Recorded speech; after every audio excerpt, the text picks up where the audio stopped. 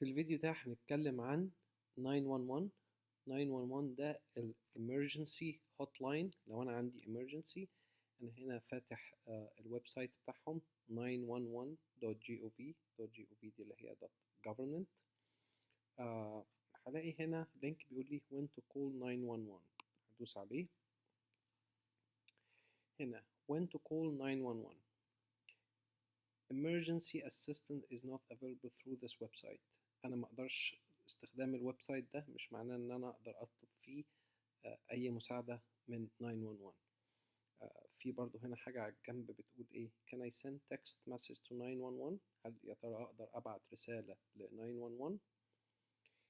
Almost without exception you cannot access 911 help via text message. يعني ما يقدرش إن أنا أبعت رسالة ل 911. Although new technology and regulations are anticipated that will make this possible in the future. يعني هم شغالين دلوقتي إن هم يخلوا التكنولوجي دي available إن أنا أقدر أبعت مسج لل 911. بس هنا بيقول لك لو عندك emergency كلم 911 from a regular or wireless phone to access emergency helpline. يا إما من تليفون أرضي أو تليفون محمول. هنا هو برضو هنرجع نبص هنا in an emergency call 911 or your local emergency number immediately from any wired or wireless phone. أي تليفون خط أرضي أو تليفون محمول. هنا بيعرفنا إيه هي ال emergency. An emergency is any situation that requires immediate assistance from the police, fire department or ambulance. يعني ال emergency دي إن أنا هحتاج فيها إن أنا أكلم البوليس، الفاير ديبارتمنت، أو عايز الإسعاف الأمبولانس. طيب إيه هما الأربع حالات as مثال؟ لأن هنا بيقول examples. a fire في حريق أكلمهم. a crime especially if in progress لو في جريمة بتحصل قدامنا على طول نكلم 911. a car crash especially if someone is injured لو في حادثة حصلت نكلم 911 بالذات لو في حد اتعور. a medical emergency such as someone who is unconscious, gasping for air or not breathing. لو حد عايز medical emergency هو unconscious مغمى عليه، gasping for air مش قادر يتنفس، أو هنا not breathing مش بيتنفس خالص. experiencing an allergic reaction عنده allergy، عنده حساسية من حاجة معينة. having chest pain عنده وجع في صدره. having uncontrollable bleeding بينزف or any other symptoms that require immediate medical attention. أو في أي أعراض أخرى اللي هي تتطلب إن يبقى فيه مساعدة من medical attention. Important. If you are not sure whether the situation is a true emergency, officials recommend calling 911 and letting the call taker determine whether you need emergency help. يعني لو في situation حاصلة قدامنا واحنا مش عارفين هل السيتويشن دي تستدعي ان انا اكلم فيها 911 ولا لا اكلم 911 واخلي اللي بيرد على المكالمة هو اللي يحدد اذا كان دي هتحتاج 911 emergency ولا لا. هنا لما اكلم 911 مفروض ابقى معايا ايه عشان اكلمهم. هنا when you call 911 be prepared to answer the call taker's questions.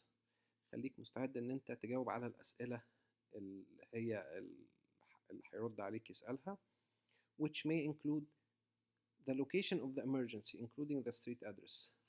ايه مكان الامرجنسي وخصوصا فين اسم الشارع. the phone number you're calling from لو انت بتتكلم من التليفون المحمول بتاعك او التليفون الارضي ايه رقم التليفون اللي انت بتتصل منه. the nature of the emergency ايه هي طبيعة الامرجنسي. هنا details about the emergency such as the physical description of a person who may have committed a crime. لو هو الموضوع له علاقة ان شفنا جريمة بتحصل اخد الفيزيكال description، الراجل ده شكله ايه، طويل عريض تخين قصير.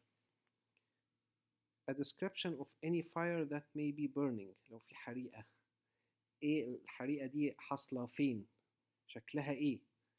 or a description of injuries or symptoms being experienced by a person having a medical emergency أو الإصابات أو الأعراض اللي هي لحد محتاج إن هو إيه medical emergency.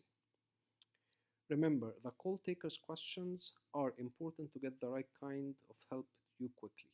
يعني لو انا بتصل بخصوص جريمة غير لما تكون بتصل بخصوص حريقة غير لما اكون بتصل بخصوص medical situation.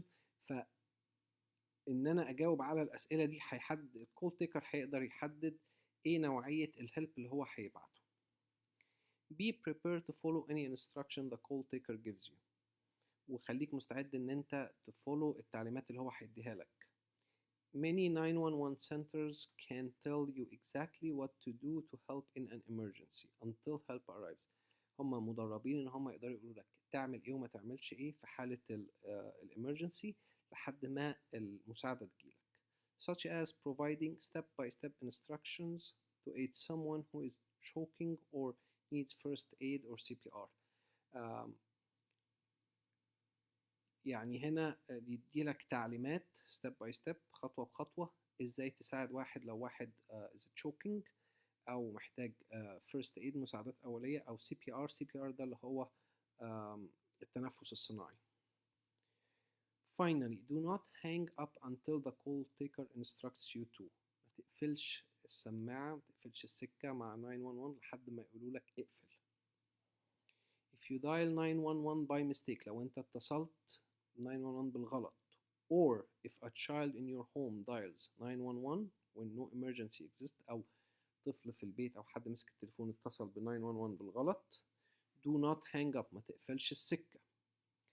That could make 911 officials think that an emergency exists. ده ممكن يخليهم يفتكروا إن أنت اتصلت وإن في emergency بس ما قدرتش إن أنت تقول لهم.